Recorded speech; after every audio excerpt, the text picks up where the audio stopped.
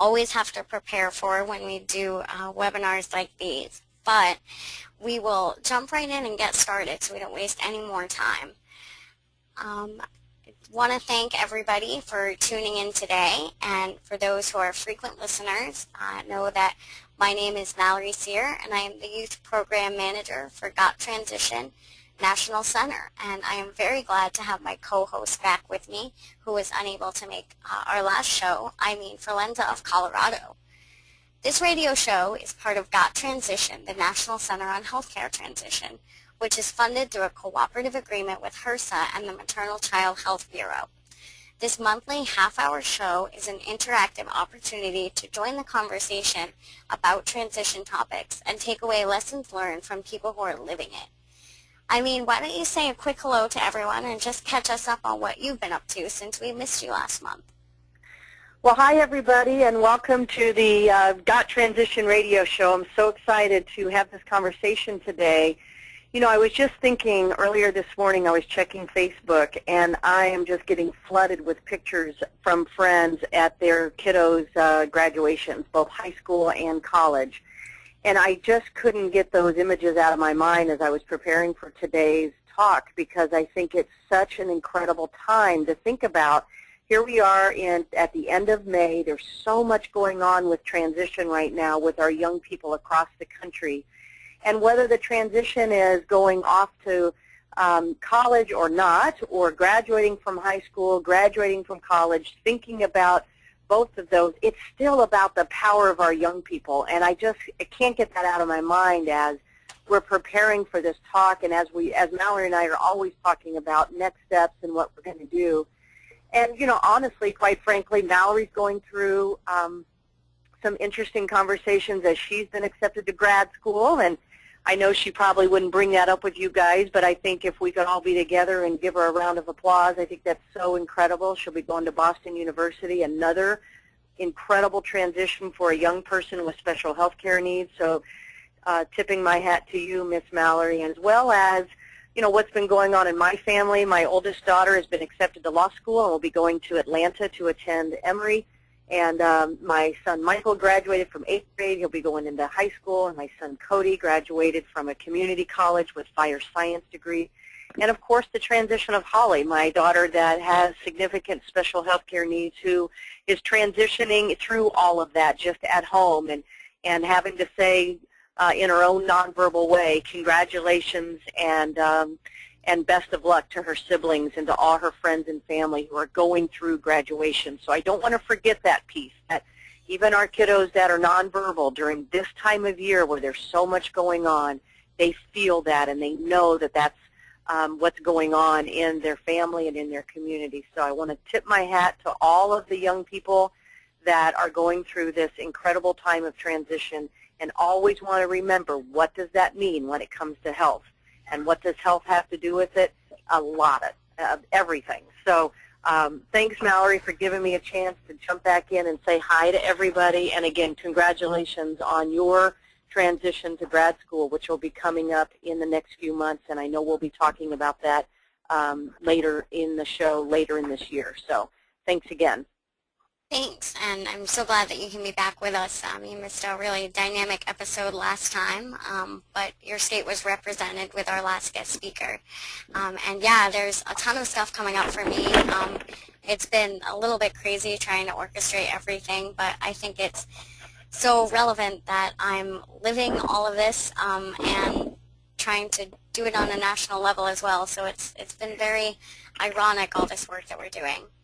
So our guest speaker is not quite on the line yet, but I'm here. Oh, hey, Josiah. Excellent. Hey. So I was just going to give some background before we introduce you. You had a grand entrance with perfect timing. So as I mentioned, on our last episode, we were very lucky to have a dynamic young adult who transitioned from being not only a self-advocate, but to an employee of a university who then helped others excel despite their health challenges. So on today's show, we have a similar story of transition and individual advocacy, which led to a surprising road to leadership.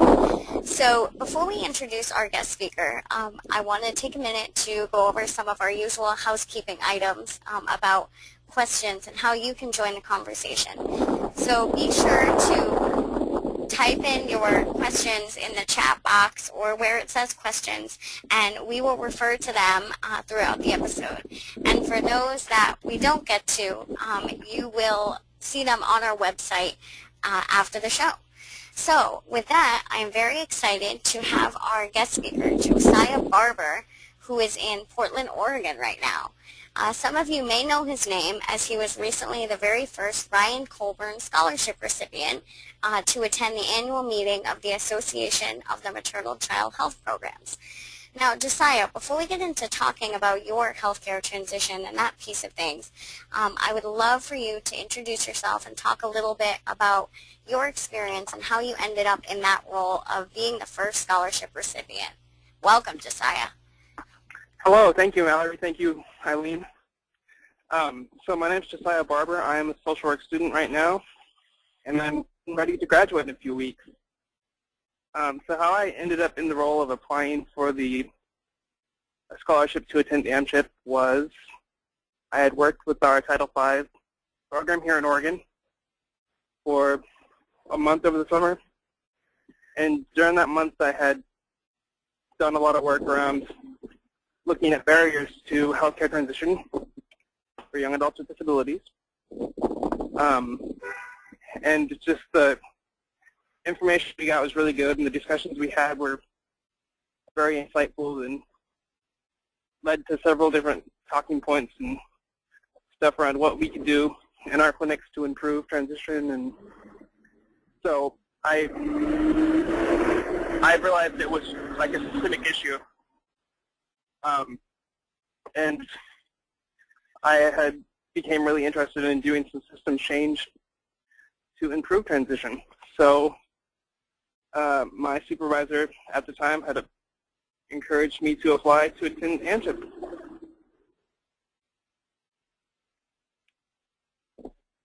Excellent. So during your time with that internship, you really kind of discovered how transition was such a big issue, and you kind of thought it was just based on your experience. Can you talk a little bit about how you came to that conclusion? Well, just through discussing the different transition experiences of several youth, I realized that there was a big lack of coordination of care and a big lack of just referrals to adequate services. So I came to realize that a lot of young people don't know what's out there in terms of adult providers, and that even a lot of pediatricians don't really have the time to dedicate to helping link young folks to adult providers, and that's not their fault either. So I am just I'm a very strong supporter of having someone in that role to coordinate transitions, be that a medical provider or someone else, because I don't think people can really do it on their own. And I think it's so great to hear that from you, and I was really lucky to have the opportunity to really get to know Josiah during the AMCHIP conference, and I think he was a really great candidate for that opportunity based on his leadership experience and and where he's coming from. And we talked a little bit about your healthcare transition experience, which is why I think you're a great speaker to have on the show. Could you explain a little bit about what happened with your personal transition to adult care?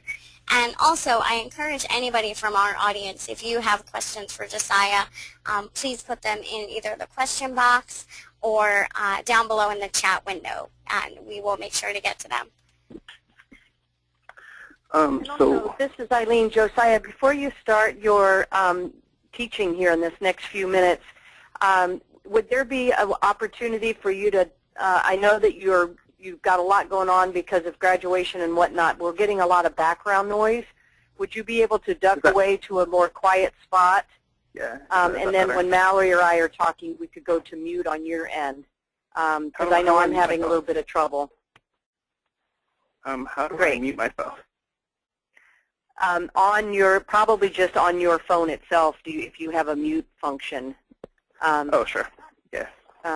So anyway, I know you're getting ready to do some teaching. So on this part, obviously, we don't want to make sure you're loud and clear. So if you could, if there's a quiet place, but otherwise, I just didn't want to distract too much, but I wanted everybody to be able to hear you clearly. So Okay. I know that you're getting ready to talk to us about what really happened with you and your actual experience of the transition. So back to you, Josiah. So my experience was I had spent pretty much 21, 22 years with my pediatrician, so we had a strong relationship, and I felt he understood my needs. He understood my needs really well, and I had maybe mentioned transitioning to an adult provider when I turned like 17 or 18, and he had just he had assured me he would be there to take care of my needs, which he was. So that was good, and I had kind of put it out of my mind. I was like, oh no, that's cool. I'm good until I'm in my 20s. So I didn't really make transition a priority, which I later sort of regretted, because he eventually left to take on another job. So I was kind of stuck in this awkward position of not having a primary care physician, and like trying to look for someone on my own, which was not very successful because I didn't really know where to turn next. So I was eventually able to find, like my pediatrician had recommended some people he thought that I would work well with, but they unfortunately didn't accept Oregon's Medicaid insurance. So that was not an option, and I was kind of forced into looking for other alternatives on my own, which was frustrating. So the provider I currently have, I don't really feel like we've established a relationship, because he's often not in the office. So I don't really have a continuity of care with specifically him. So while I'm receiving good health care still, I don't really feel like I'm building that relationship that I had with my pediatrician. Mm-hmm. Yeah, when you told me that story, it kind of sparked a memory with me. Even though I remember my transition being a pretty positive experience, I remembered I did actually have another provider that I barely got to know, and then she had left in my original transition. And I think that is something that happens, and so you felt pretty unprepared in that transition scenario. I mean, do you have any comments on that situation?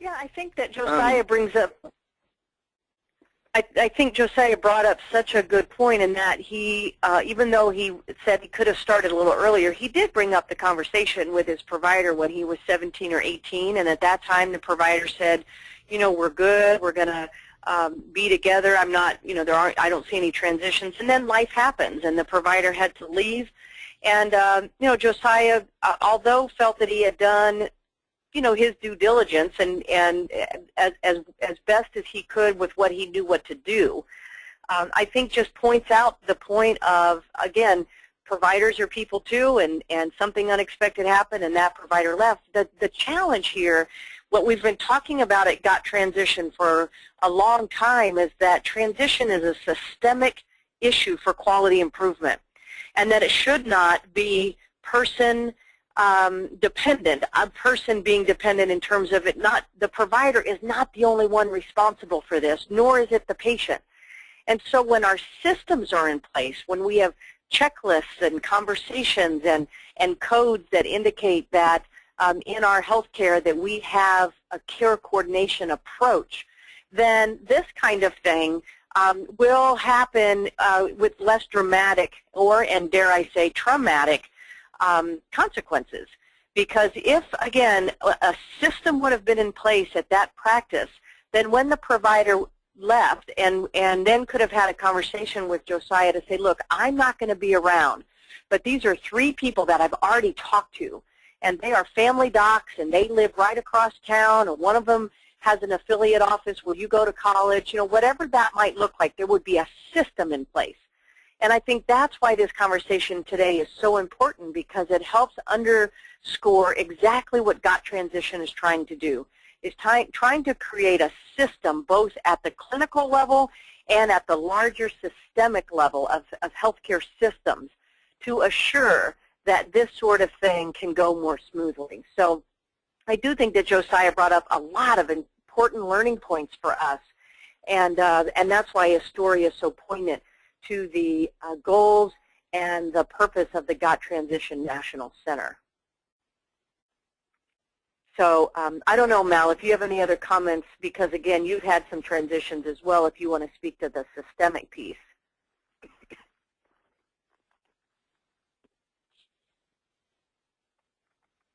Mallory must be on mute. Hello, Mallory. Oh, so hi, sorry. Were you muting? I was, unfortunately, but I'm here now. I agree. There is so much that can be done that should not be placed just on the patient or the family or the provider to make sure that all the information is relayed about changes that are happening. And, you know, maybe in that scenario, the practice could have had something in place where if they knew that provider was leaving, you know, they could have notified Josiah or put him in touch with somebody else, or there just could have been more preparation there. And so that leads me to what's probably going to be our final question for Josiah before we wrap up. Now, what, Josiah, do you think could have been done differently or would have been more helpful for you in terms of preparation, or just things that could have happened that would have made you feel better about that transition if you were speaking to providers or practices or the population that GOT Transition is really working with to make sure that those drastic drop-offs don't happen for young adults?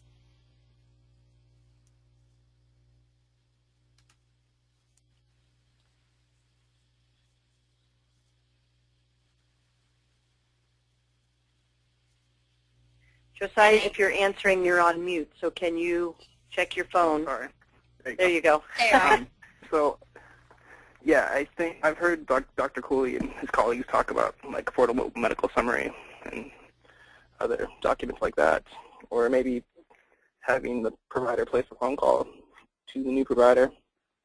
And I think that maybe kind of could have cut down on some of the confusion around who was going to be taking my insurance. So I think a little more of a kind of a warm handoff would have been really helpful. Mm-hmm. So we have a question from our listeners. What are you doing now to build the relationship with your new providers? Or you said that it's not really happening the way that it did with your pediatrician. What are you doing to have some sort of relationship so that you're able to work with them? I would like to have Dewey's update, but I'm not really actively doing anything because it's really hard to see my actual PCP. Mm-hmm. I mean, unless I like schedule an appointment far in advance. Mm-hmm. The schedule's always pretty booked up. Yeah. So I think it's kind of just a process. And Eileen, I'm currently not doing anything. Okay, but it's something that you're hoping to do when you interact with your key provider. Yes. And Eileen, now I know you had one more question for Josiah about his transition. I'm sorry, Mal, you cut up. Say that again, please. So I know that we had discussed one more thing about Josiah's transition that you had a question about I wanted to mention. Yeah, well, I think what's important here is that as Josiah is showing, he's got a lot on his plate. He's managing his health care. He's managing his transition with college, and that the health piece, because it's fallen a lot on, his plate, is really hard for him to keep up with that. And so I think that while Josiah hasn't mentioned it here, I think this is also a part where when we talk about the parent perspective or the parent role would be what is it that parents might do to come alongside their young children that are going back to college or, coming back and forth. And again, as I have shared before, because I have 4 kids in this age group, it's constantly a conversation that we are having around our kitchen table. And, my saying is from the kitchen table to the policy table is what we're really trying to work on. And my little ambassadors at my house in Colorado is trying to help my kids understand that this doesn't just happen magically, and that they can ask the right kind of questions as early as 14 and 15 years old as they are, not wanting me in an active role in their exam room and when the doctor's coming in and out, and that therefore gives them more responsibility for these kinds of transitions.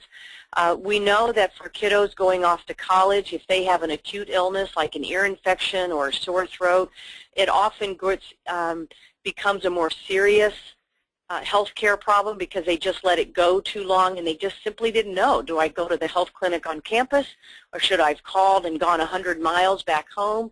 And so these are all the conversations that you parents that are listening today, you can start realizing and thinking about why this is important. Again, on these casual conversations that you have with your kids is to just have the conversations about what are you going to do, kids, to be wise healthcare consumers. And it goes back to the tips that we have been sharing here on Got Transition with teaching them about carrying their own insurance card, knowing how to fill up their prescriptions, things like that, because those will build into the higher evolution of skills that Josiah is working with today of managing his own health concerns, but also managing his health care. And we've talked about this a lot, that for parents and for the young person to understand the difference between health and health care and how you really promote health and wellness and understand what's important for health, but also to be able to navigate the health care needs at a time of intense transition, which is what college tends to do for us. So I just wanted to bring that point out, Mallory, that this is a perfect opportunity for parents to learn from what Josiah has shared with us, that parents or other adult support people in the person's life, whether it's an aunt or uncle or a sibling, can just begin to have these conversations about, how do we prepare for when something like this is going to come into our lives. So I hope that that was helpful. And if, as always, if there are any parents out that are listening today who have experiences with this or you have further questions, please don't hesitate to either jot us a question here or contact us directly through the Got Transition website, and I will respond directly to you as well as Mallory can as well. So Mallory, did you have anything else you wanted to wrap up with this? So, yeah, unfortunately, if there are no other questions for Josiah at this time, I think we're going to have to wrap up. And there are some resources on the screen that Josiah has been willing to share with us. He has created a checklist for transition that he is willing to share, and it's very concise and another version of something that would be really great for young adults. And I know we have a lot of questions about tools and resources, and so if you would like a copy of that, his email is on the screen. Also, some of the great information about the program that he is involved with in Oregon. And as always, I encourage you to find Got Transition on Facebook, go to our website, follow us on Twitter, and you can always listen to past broadcasts on our website. But also, really cool, just this week, you can now access past radio broadcasts right on our Facebook page. Right below our cover photo, there's a link that says GT Broadcasts. So we would love for you to check that out. And also, the past episodes, again, are available on our website. And although that says June 25th, I had it in my mind, it's actually June 27th. The registration link is correct. And we will be talking about summer recreation, inclusion, and how to discuss health and wellness during the summer, and really use that as an opportunity for transition and building independence and health responsibility. So with that, I won't keep anyone any longer if there are no last words. Josiah, we would love to thank you for being with us today and sharing your story. And I know that we will see much more of you in this world of healthcare leadership. So thank you so much for joining us.